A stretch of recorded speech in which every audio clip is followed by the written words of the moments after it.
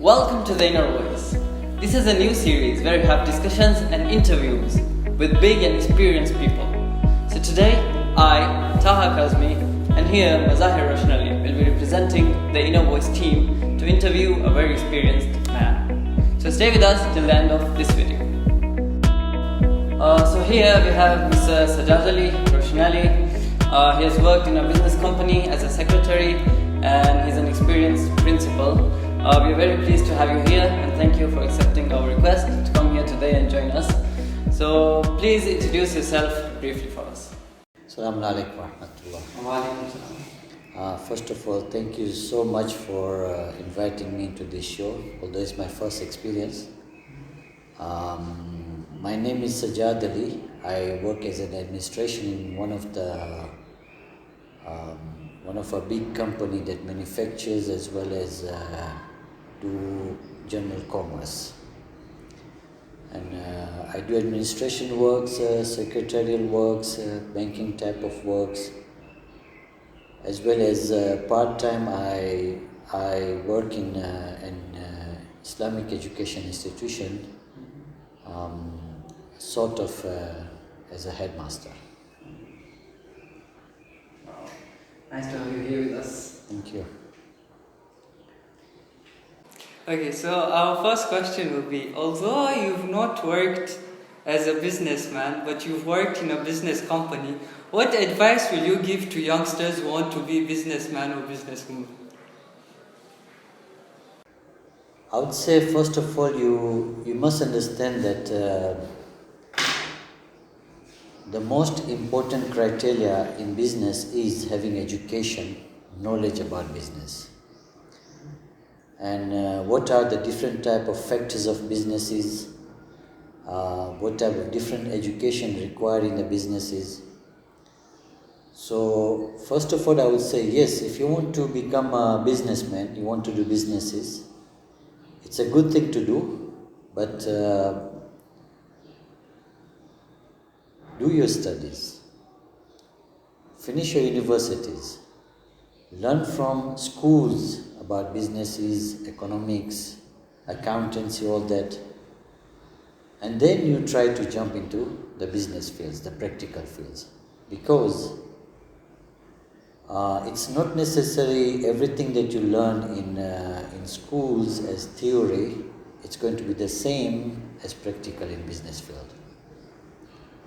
So first you analyze yourself, what interests you, what are your hobbies. Don't learn business studies or do business studies because you see people making money or people are rich or people are doing businesses. No. You do business if you are interested, it is your aim, it is your ambition. But first go to universities, do the courses, learn properly. As well as a part-time, you work and develop your skills, the experiences. Then you can jump into the business field. Wow, amazing. So now that you've talked about education, and you said people who want to start a business have to first be educated. So a positive habit in the daily life of big people is that they read books a lot. So which book do you recommend generally, in your opinion, for people to read? In the sector of business? Yeah, maybe in the sector of business or in any other field that you think is very useful in the world, like in the current situations. First of all, I have not read any books regarding related to business, because doing business is not my field. I'm not a businessman. I do on the administration sector. Secondly, it depends on everybody's interest on literature, what type of literatures they like it. You'll get millions of books in the market, and everyone's way of explaining about businesses, the ethics of businesses, the commerce itself is different. As well as you may find it, some of the writers write about the type of businesses that are done in Wests, for example, that are not done similarly in Africa, for instance. So it depends what type of literature one like it, what are his interests, what is the sort of thing he's looking at the businesses. And then he can select the titles and read it. But he may find some of his friends or some of the community people who are business people, they can give good advices that you read this type of books and that type of books that will give good experiences. From my experiences, the book that I really loved reading, that was of Shiv Khera. He's an Indian author. He's written good books on sort of business-related issues, with good examples, stories, how to have positive thinkings, how to focus on your work, how to be independent with your work, how to manage your time, and how to especially develop honesty in your work. So personally, I've liked Shiv Khera, but I want to know which type of books one can read and can. So I think books that, like if you want to be a businessman, you need to interact with people and with the society. So books that explain things like that, like how to interact with people and things related to that. So do you think Shiv Khera books are also good in that manner? Of course, Shiv Khera's books, when you read, you get a sense of knowing that how important it is to relate yourself with yourself and to the general people, be it in the firms or be it in an institution or educational department or community or meeting general people, how to relate yourself, how to have that confidence. You'll get those sort of ideas. He's also written some of, I think one of the title is written on the business and the administration, how the administration is run in the governments, for example, and the government departments in India. There's also one title about it. I read it a little bit and I wasn't interested because I'm not into those sectors. But you'll get good confidence. Yes, you'll get good confidence. A very positive thinking person. A very good ethical point of view he explains. And then from there you can develop. Okay. So another thing, as you have mentioned earlier, that before going to the business, you should have some basic education at least. So would you recommend students, maybe in the university or in high school or anywhere, to do business or do work or job or start a business with their studies or not? First of all, you must understand there are a lot of students who are interested into something. Let's say there is a child who is very good in sciences, he is interested to become a doctor, and he really wants to do that. But when he starts his university education in the first year, second year, the type of information, knowledge he receives in the university, he realizes, no, I never thought that I want to do this one. I never wanted to do this one. I thought by becoming doctor I learn or study different type of knowledges. And then he diverts himself. He starts looking for another occupation, what type of things he wants to do it. Similarly, in business studies, it is not a type of education the way you see people doing commerce outside. It's completely different area. When you go to university, you learn about statistics, economics, histories in economics. Even in if you do the accountancy itself, let's say you've taken business studies and accountancy. Even in accountancy, there is much more of literature. You may find a student who is very good in maths, and then he thinks, I want to be an accountant, and I'll be able to work in big firms in the business departments. But when he goes to studies and he realizes, oh, this is too much of literature, I'm not interested in literature, I don't want to learn this. And he stops there and he looks for another course. So first of all, it is necessary, I would say to every student, before taking any university course, do some survey, do some research about the field you want to do it. Ask those professional people what type of education is related to this one. Whether business or not. Anything. It's very important. So before starting, he has that knowledge. Of course, there are some criteria which are very important. You want to become an accountant, obviously you should have good maths. You want to become doctor, you should have good results on sciences. You should be very good in sciences. That is obvious. But before doing any courses, it is very, very important that you do a thorough investigation about the course itself and what interests you. What type of aim you have it? What is your ambition? Is it the same thing or not? Number one. Number two, look, only education is not sufficient. Especially in this era, whether you are rich or poor, it doesn't matter. Work, practice, these sort of things counts a lot.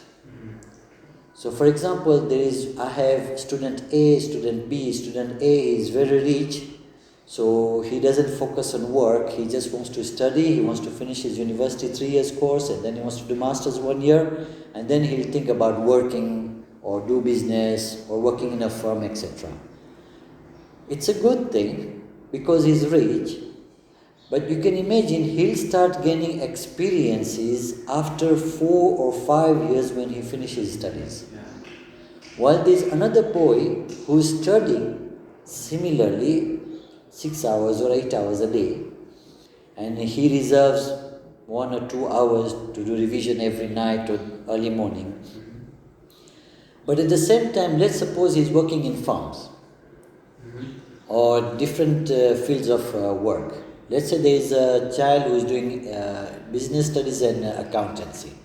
He's got a job in a big firm and he's got a type of job that is of accountancy. Writing books, entry, exit, debit, credit, all those sort of things, right?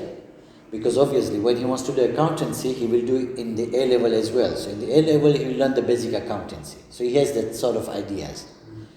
Now you can imagine by the time student A finishes 4 years, he wants to earn an experience.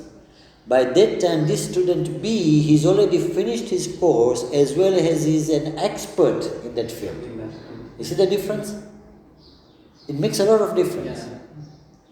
By the time that the student A, he'll start working whether he liked that work or not, and how much success he's going to get it in learning and how far he's going to go, that's another thing. By that time, this student B is already far away. He's already created even some other businesses for himself. So it makes sense, especially in this era, that you work at the same time you study. Now here there is another thing. It could be possible there are a lot of students who don't get work in the same field that they are studying.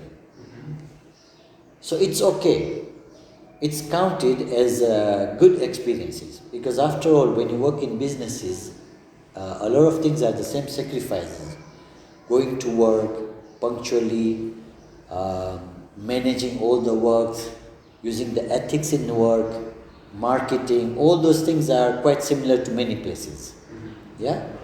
So all that will give you good experiences if you don't get in the same field that you wanted. I'm studying accountancy. I'm not getting a job in accountancy anywhere. So it's okay if I'm getting a job in a supermarket. Yeah. Because I get a chance to learn all those things, how to work. And it could be possible from one job I can get a promotion, then I can get another promotion, slowly I can into another thing. Who knows, by the time I finish accountancy and business studies course here, in the same firm I get a better accountancy place because I have built my reputation there. I've got good credited. Yeah? So yes, it is vital, it is very important that you study as well work. Now there's another good factor here. That those students who are working as well as studying, obviously they get paid. Though less, but they get paid. So they learn how to be independent. When you use your own stuffs, your own money, that pinches you if you waste it. or if you lose, it's just like this. So you get to learn yourself that what I have earned, am I going to lose like this? No. So he'll start doing accountancy about himself. How to handle this money? How should I handle it? It's very important. Why is it important? Because in business, one of the most important sector is use less than what you enter. You enter today $100 business. You earn cash $100 in your business. Don't use $100. Don't use more than €100. Use less than that. Either 90 or 80 or 70. Or you analyze where is the most important place where you want to use it, you use it. Where it is not necessary, you try to avoid it. Yeah. Now that will start learning when you are working yourself. You're getting money, you want to use it, and you start thinking, no, am I going to waste it like this?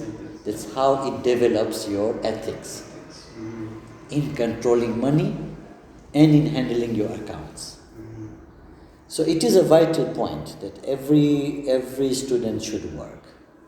And he should not put in his mind that I will work only in that field or in that company. If I don't get a job, I won't work here. That should not have it. He should always have a positive opinion about all the different type of jobs. So based on our research, these are the 5 main challenges that businessmen face.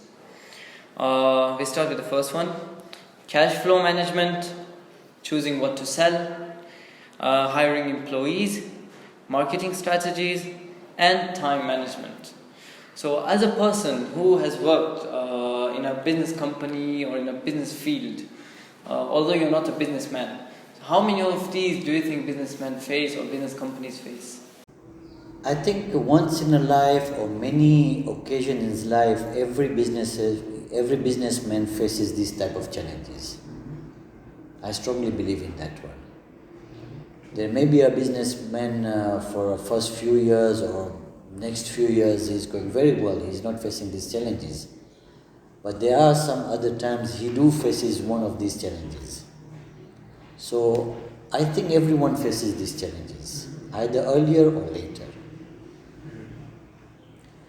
But what I would like to mention you here for every individual person. One sector that I advise everyone, and that is the most important sector in all matters, be it business, be it non-business. You're a doctor, you're a businessman, you're a mechanic, you're a chef, you're a wife, you're a husband, you're a child, you're a sportsman. There is one course that each and every individual should do it, by all means, whether you are interested or not. And after doing this course, trust me, it's going to change your life. That is the basic bookkeeping course, basic accountancy course. Basic accountancy course teaches you the discipline of handling and using money. How to handle it, where should it go, where should it not go, how to save it, how to calculate it. From the first day to the last day of the month, how did it go, how did it go, where did the money go, where the money has got lost, where did I make, where did I not make it, all that counts. I'll give you one example. Let's say, for instance, my wife. Let's say I gave $1,000 every month allowance for using at home for cooking, food, drinks, etc. And now she uses this basic accounting system. So first she will enter that she's received $1,000. Then every time, whenever she'll buy any item, she will write numbers. Number 1, I bought this amount of this thing at this price, I paid this much.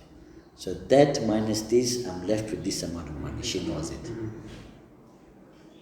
Right? She'll be able to handle that money till the end of the month. she will realize that if I use this money, if I want to buy this, that, it's not going to work. My money is finished. Finish before the end. She'll start calculating how to do it. True. Even for her leisure, if she wants to buy an ice cream, she'll think, oh, I have little money left. If I buy ice cream, I won't be able to buy those vegetables. I still have 2 days to run. Exactly. See? True. Even the doctors need this. Even the nurses need this. Even a mechanic need this. Even a sportsman need this.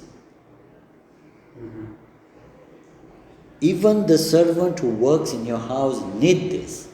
Even the kiosk guy need this. Whoever is using this type of accountancy will always have his business appropriately run. All type of financial problem he'll be able to tackle it easily. This one thing. Secondly, we all in our life, we should teach our children, and each and every individual person should understand, to use less than what you get it. If possible, to use much lesser than what you get it. Sometimes it happens, you haven't faced any problems. So what you have saved it will help you when you face the problem. So you don't have to go and ask someone else, or you don't have to take a loan and then you have that worries, that burden. So this is another discipline that each and every individual should adopt it, should learn it, especially the students. Because students' life and youth life is vast different than an adulthood life. Students are thinking of making themselves, exploring. And you can't do that without using the money. Everywhere you go, you have to use money. You have to contribute money. So you have to learn this discipline. Use less than what you get it, or what you have it. The rest you save for your future. Number 2. Number 3, whichever field you take it, don't try to focus on only one matter, one factor of the business. You must have an eagle eye. You must focus on all different factors, everything. Be it marketing, be it sales, be it administration, be it importation, be it general commodities you locally buy, you import or you buy or you export. Look for people with whom you can go and connect yourself, searching the market, attending meetings, attending some of the gatherings, talking about yourself, how to develop personality, all the different factors. Whichever field you go, even if you are a doctor, you must focus and learn in all the factors related to that subject. It is very important. This is going to help you a lot. It could be possible what you are doing that may not benefit you, but because you have an eagle eye and you are focusing on other matters, you get a chance, you get an idea, oh, that one, I'm going to do that one. How do you know it? Because you have opened your eyes. You're looking at all these factors. You're not focusing on one thing. Might get different opportunities. Yes. When you open your eyes. Yes. Number 4, punctuality. It's very important. Whether you are working on your own farm, you have your own business, or you are working in a company. If you are not punctual, you can never succeed. As well as you have to have discipline. Today's work, you can't say, I'll do it tomorrow. Today's work, you have to finish it today. It's okay, it's not urgency. I have to deliver it after 1 week, so I'll do it tomorrow or after 2 days. No. Who knows what happens to you tomorrow? Who knows after 2 days what sort of circumstances you'll be in? So why wait till for day after tomorrow? Somebody has given me an order of 1,000 mobile today to deliver after 1 week. I can buy it today from the place where I know I can get it at a cheaper price, and I can buy it after 5 days and deliver him on the 7th day. But who knows, if I haven't bought it today, after 5 years, 5 days, the price increases 10%, 15%. So instead of making profit from him, I will lose it. Of course, it's a game of chance. It could be possible the price as well falls down. And you've already bought that one. So now you have to be quite intelligent, you have to be smart how to deal with the person whom you are buying from. If the prices fall, you will give me discount or not, because I'm your frequent client, look, I'm with the quantity I'm buying is a lot. Everybody wants to preserve their clients. Nobody will accept, okay fine, the price is falling, it's none of my business. Nobody will tell you that one. Most of the people will agree because they know he's my client, he's buying more from me. But you don't keep it for tomorrow. Because the person who is giving your order, he's not your client. He needs for his company.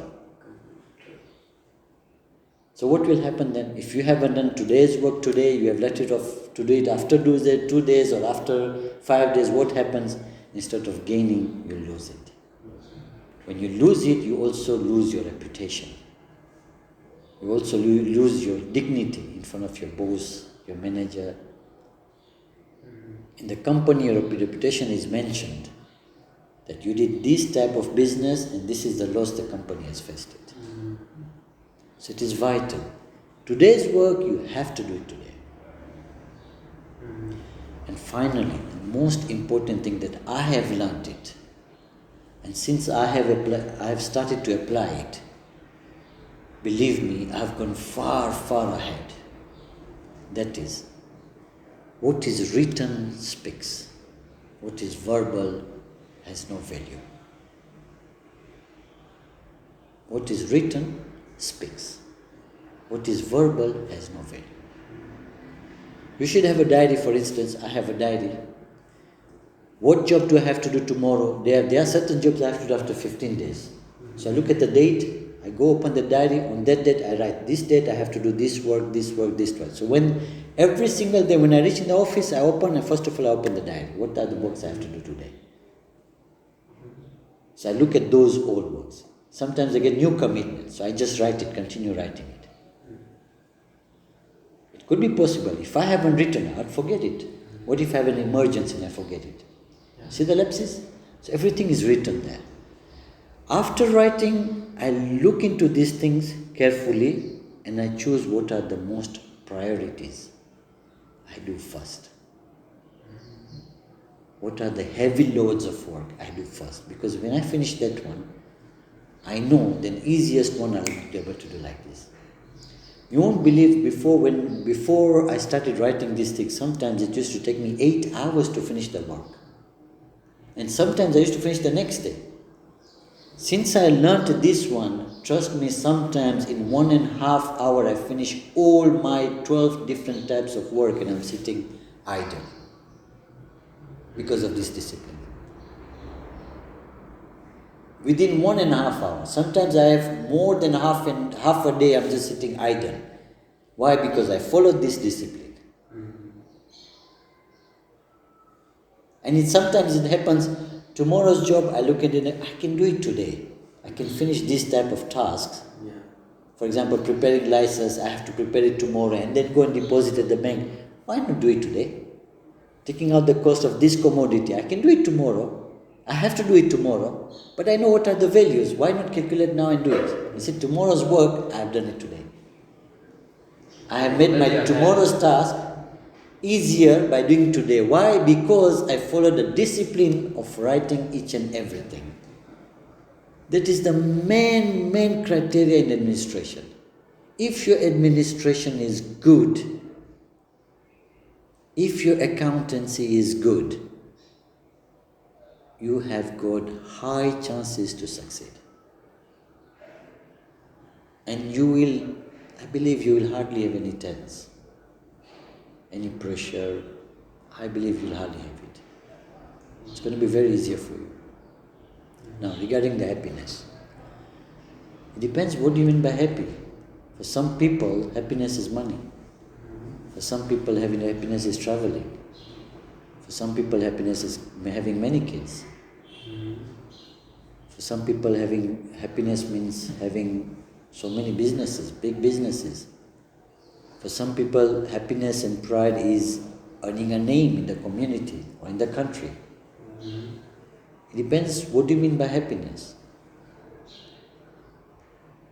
The way I believe about happiness, I think among most the creatures in the world, I think I'm the most happiest person. Wow. And nobody's happy like me. Why do you think that? Because I believe what is inside me here, what is inside me here, does it make me happy or not? If that makes me happy, then I'm the happiest person. And indeed it makes me happy. And why do I challenge is how any one of you or anyone else would know what is inside me here or inside me here.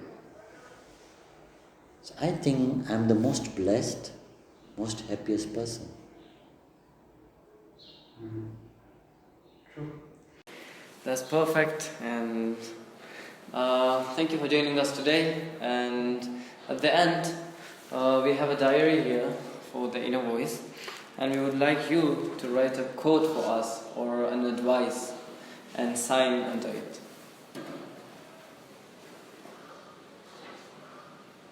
Is it necessary to write a quote on business or it can be... No, it can be anything.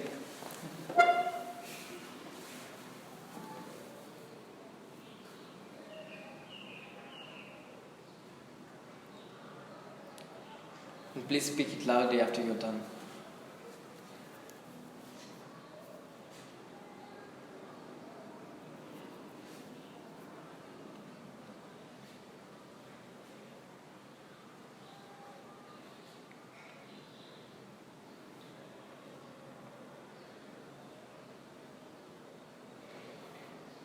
The biggest problem of the change is the change itself.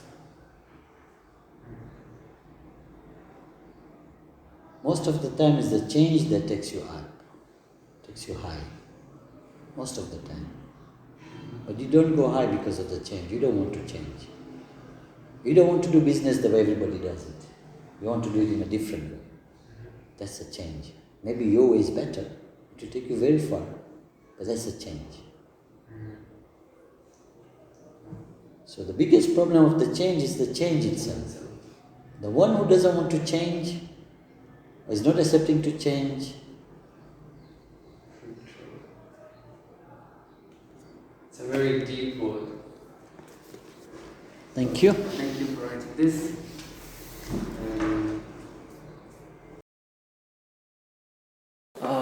Nice to have you here. Thank you for your discussion. And thank you guys for watching. And please like, share, and subscribe our videos.